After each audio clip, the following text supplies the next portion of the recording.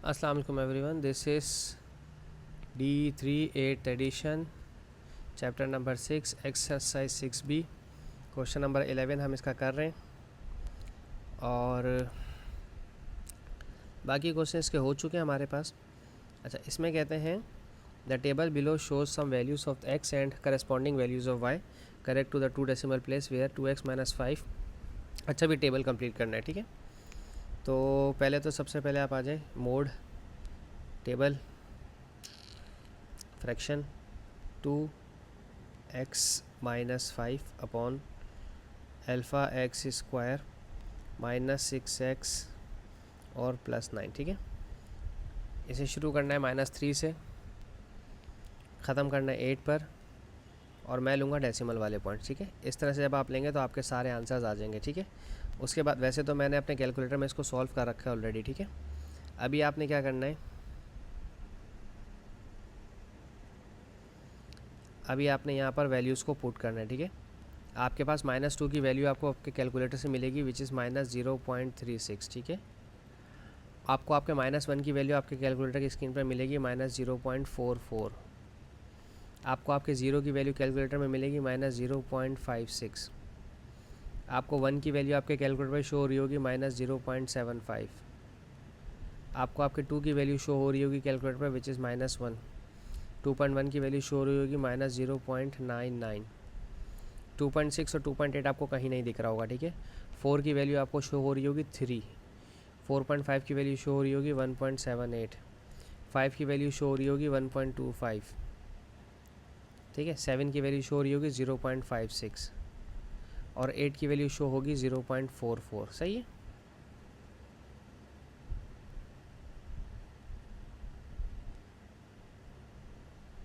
ठीक है भाई। अच्छा, 0.44।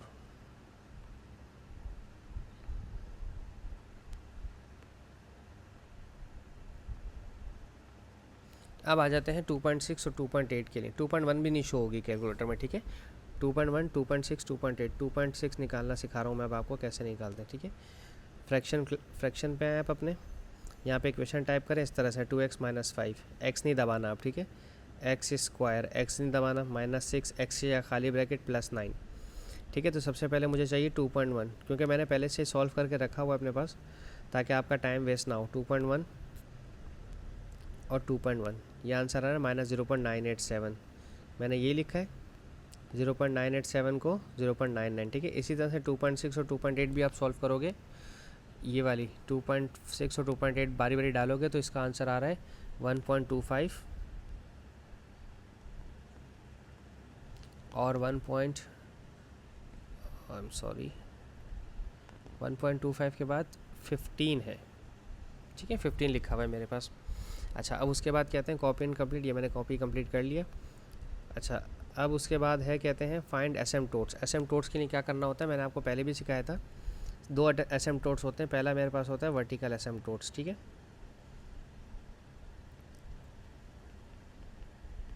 मैं फ़िलहाल ग्राफ पेज को चेंज करके लीनियर लाइंस ले रहा हूँ, ठीक है। हॉरिजॉन्टल लाइंस का पेज लिया, ठीक है। अच्छा, इसका डिनोमिनेटर उठाइए एसिम्पटोट के लिए। डिनोमिनेटर है x स्क्वायर -6x +9 = 0।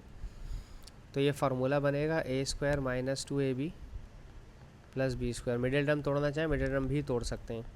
इधर आ जाएगा x, 9 होता है 3 का स्क्वायर, तो इधर भी x और इधर भी 3। ये फार्मूला बन गया a - b का होल स्क्वायर = 0। इस पर भी रूट ले लें और इस पर भी रूट ले लें, ये रूट और ये कैंसिल। x - 3 = 0, या x = +3, ठीक है। तो एक एसिम्पटोट आ गया x = +3, ठीक है। ये वर्टिकल एसिम्पटोट है। अब निकालना होता है हॉरिजॉन्टल एसिम्पटोट।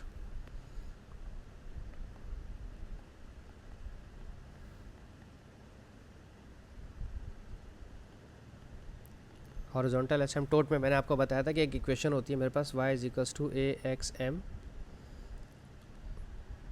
और अपॉन में bxn, ठीक है। इसकी 3 कंडीशन होती हैं, when m is greater than n, when m is = 0 और when m is less than n, ठीक है। जब पहली कंडीशन होती है अगर m बड़ा हो जाए, ऊपर वाली पावर बड़ी हो नीचे वाली x की पावर छोटी हो, तो कोई एसिम्पटोट नहीं होता। अगर दोनों पावर्स इक्वल हो जाए, m और n इक्वल हो जाए, सॉरी मैंने यहाँ पर m और n लिखना था, अगर m और n इक्वल हो जाए तो यहाँ पर बनेगा वर्टिकल एसिम्पटोट कुछ हॉरिजॉन्टल एसिम्पटोट कुछ इस तरह से y is equals to a upon b, दोनों के कोफिशिएंट्स आ जाएंगे। और अगर लेस देन 0 हो जाए तो y इज इक्वल्स टू 0 पे एसिम्पटोट बनेगा। अब आप अपने फ्रैक्शन को देखें 2x अपॉन एक्स स्क्वायर, ठीक है। यहाँ पर x की पावर 1 है, यानी कि m की पावर 1 है और n की वैल्यू 2 है, तो m आपका छोटा हो गया n से, तो एसिम्पटोट कहाँ बनेगा, y इज इक्वल्स टू 0 पे, ठीक है। एसिम्पटोट बनेगा y इज इक्वल्स टू 0 पे, सही है। ये हो गया। अब कहते हैं स्केलिंग करनी है, ठीक है बेहतर है। पेज चेंज करते हैं। इसकी जो स्केलिंग है आपकी, अगर आप y को देखें तो y की हाईएस्ट है 15, यानी कि 15 होनी चाहिए, और y की नेगेटिव वैल्यू जो हाईएस्ट है वो है -1, ठीक है। तो मैं कुछ इस तरह से लिखता हूँ, और इन्होंने कहा है x मिरर -3 से, ठीक है। तो कहते हैं 1 सेंटीमीटर पे 1 यूनिट और 1 सेंटीमीटर पे 2 लिखना है, ठीक है। तो अगर मैं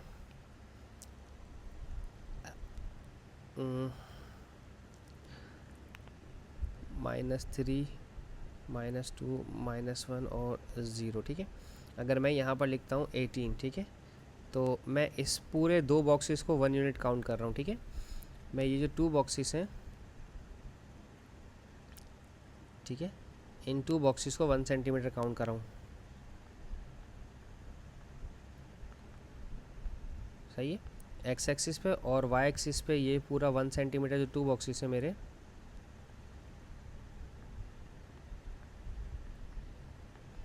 is equals to 2 unit count होगा। और आपके पेपर में जो है ना, आपके पास ऐसे 5 बॉक्सेस होंगे, आप इन 5 बॉक्सेस को 1 सेंटीमीटर काउंट करेंगे, ठीक है। तो 18, 16, 14, 12, 10, 9, 8, 7, 6, 5, 4, 3, 2 और 3, 2 के बाद 0 और फिर -2, ठीक है।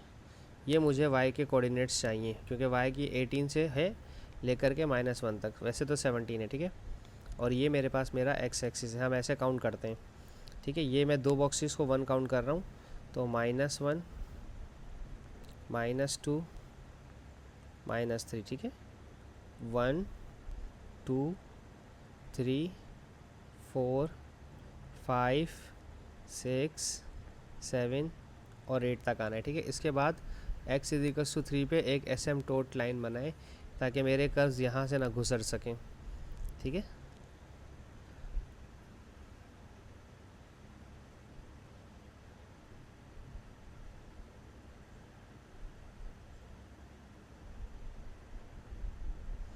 ओके जी, ये मेरे एसिम्पटोट की लाइन मैंने बना दी, यहाँ से मेरे कर्व नहीं गुजरेंगे। अच्छा, ठीक है। अब आ जाते हैं टेबल के ऊपर। पहले मुझे ये टेबल चाहिए, पहले मैं इसे मार्क कर लूँ, उसके बाद बाकी कहानी देखेंगे।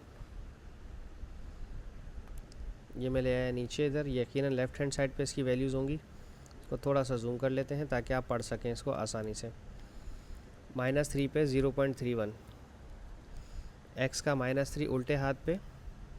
अच्छा, इसकी वैल्यू सारी नीचे की तरफ है, तो इनको ऊपर की तरफ प्लॉट कर देते हैं, ठीक है, ऐसे। अच्छा, -3 पे 0.31 है, 0.31 यहाँ होगा थोड़ा सा पीछे, ठीक है। फिर -2 पे 0.36 थोड़ा सा आगे होगा, फिर -1 पे 0.44 ये उससे भी आगे होगा, और -0 पे -5.6 ये बिल्कुल बीच में होगा, और 1 पे 0.75 ये इधर आ जाएगा 1 से पीछे पीछे, और 1.9 पे 0.99 इधर आ जाएगा तकरीबन ऑलमोस्ट 1, और 2 पे 1 हो जाएगा, ठीक है।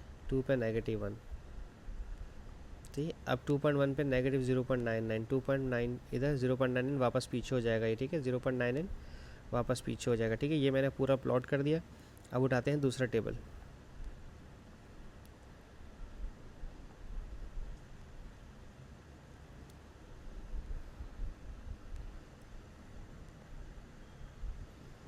अच्छा जी, इसमें है 2.6 पर 1.25, 2.6 है भाई मेरा, 2.6 पे 1.25 आ जाएगा इधर, और 2.8 पे है 15, 2.8 पे है 15 होगा यहाँ पर, ठीक है।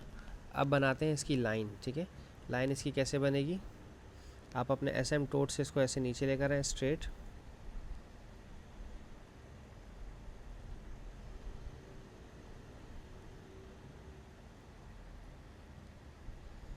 बहुत एहतियात से, बड़ी फाइन लाइन बनानी होती है,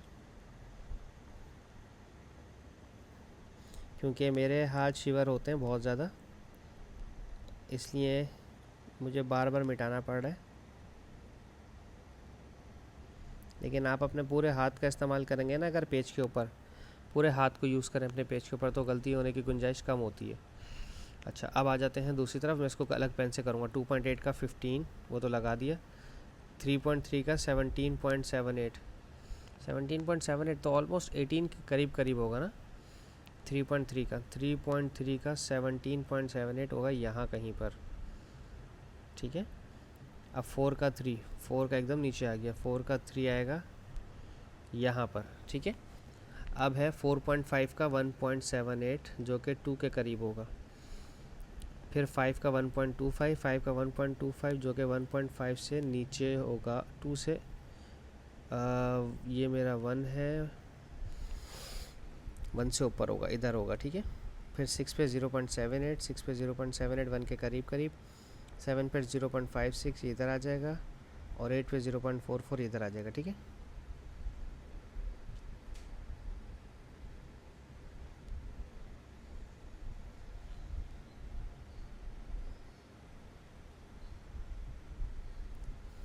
ज़ीरो से तो मिल नहीं सकती क्योंकि ज़ीरो इसकी एसिम्प्टोटिक लाइन है, ठीक है।